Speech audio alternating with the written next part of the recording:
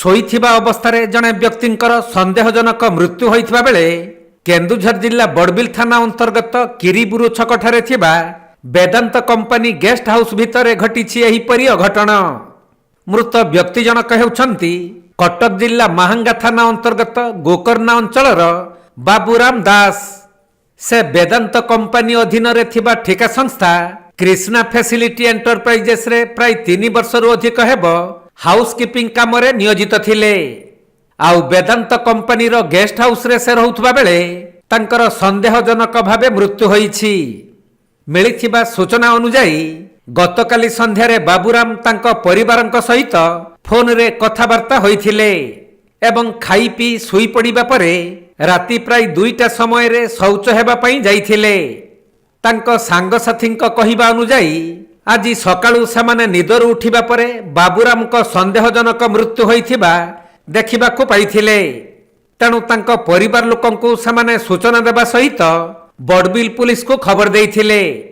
ଖବର ପାଇ ବଡ଼ବିଲ ପୁଲିସ ଘଟଣାସ୍ଥଳରେ ପହଞ୍ଚି ମୃତଦେହକୁ ଜବତ କରି ବ୍ୟବଚ୍ଛେଦ ପାଇଁ ବଡ଼ବିଲ ଗୋଷ୍ଠୀ ସ୍ୱାସ୍ଥ୍ୟ କେନ୍ଦ୍ରକୁ ପଠାଇଛନ୍ତି। ତେବେ ମୃତ ବାବୁରାମ ଦାସଙ୍କ ପରିବାର ଲୋକମାନେ ଆସି ତାଙ୍କ ମୃତ୍ୟୁକୁ ନେଇ ସନ୍ଦେହ କରିଛନ୍ତି।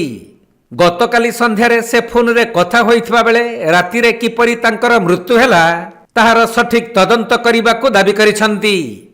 ମୋର ଭାଇ ବାବୁରାମ ଦାସ ବେଦାନ୍ତ ଗେଷ୍ଟ ହାଉସ୍ରେ କାମ କରନ୍ତି।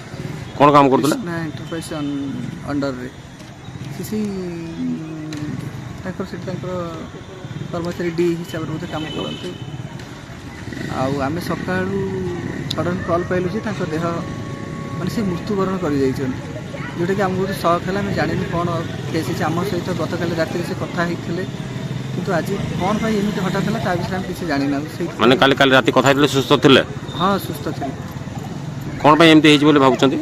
ଆମେ କିଛି ତାର ପାଇବୁ ସନ୍ଦେହଜନକ ମୃତ୍ୟୁ ବୋଲି ଆଶା କରୁଛୁ। ମାନେ କିଛି ଅଘଟଣ ବି ଘଟିଥାଇପାରେ? ଘଟିଥାଇପାରେ। କ'ଣ ଚାହିଁବେ, କ'ଣ ଅନୁରୋଧ କରିବା?